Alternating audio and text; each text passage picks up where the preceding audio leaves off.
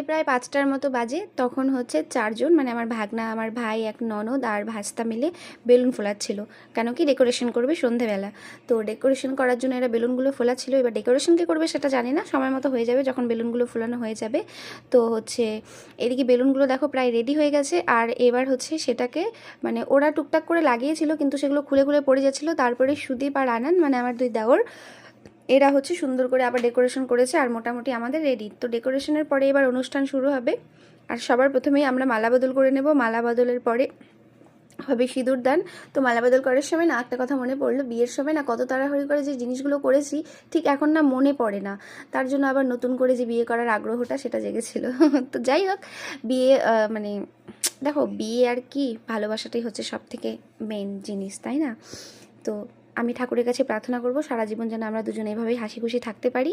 তো বিয়ে মানে বিয়ের পরে হচ্ছে কেক কাটিং। আর কেক কাটিংয়ের পরে একে একে সবাই আমাদের আশীর্বাদ করে নেবে। আমার শাশুড়ি, আমার জেঠি শাশুড়ি, তারপরে রেঞ্জের থেকে যারা এসেছিলো, মামি, তারপরে হচ্ছে ম্যাডাম, তারপর বরের বন্ধুর যে ওয়াইফরা ছিল, মানে আমার সবাই আমার সিনিয়র আর কি। তো সবার আশীর্বাদটা অবশ্যই দরকার। তো সবাই এখানে আশীর্বাদ করে নিয়ে গিফট দেওয়া হয়ে গেল। তারপরে হচ্ছে এখানে মানে সব থেকে আমার বিবাহবার্ষিকীতে যেটা দামি উপহার ছিল সেটা হচ্ছে আমার গোপাল সোনা।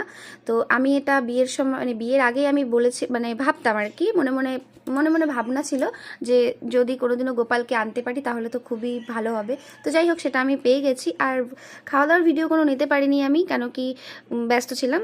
তো যাই হোক, খাওয়া দাওয়াতে ছিল ফ্রাইড রাইস, চিকেন, পায়েস আর মিষ্টি। তো ভিডিওটা কেমন লাগলো অবশ্যই কমেন্ট করে জানিও। দেখা হচ্ছে নেক্সট কোনো একটা ভিডিওতে। ততদিন সবাই ভালো থেকো, সুস্থ থেকো, টাটা।